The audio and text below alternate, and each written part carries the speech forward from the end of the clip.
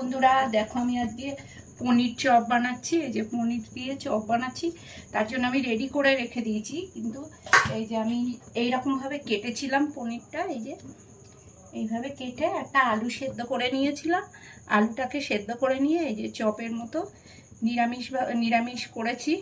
এটার মধ্যে একটু চাট মশলা, গোলমরিচের গুঁড়ো, লঙ্কার গুঁড়ো, গরম মশলা, একটু জিরের গুঁড়ো, নুন, একটু সামান্য মিষ্টি দিয়ে আমি এই যে এটাকে রেডি করেছি। চপের যে এটা মাখাটা, আলু মাখাটা রেডি করে এই যে আমি চপের আকারে এই যে বানিয়ে নিলাম। এই 2 পিঠ আলু দিয়ে পনিরটা মাঝখানে এই দিয়ে এই পনির চপ বানাবো। আর তার মধ্যে আমার এই যে বেসনের ব্যাটারটা বানানো আছে। এই যে দেখো কেমন লাগে এরকম।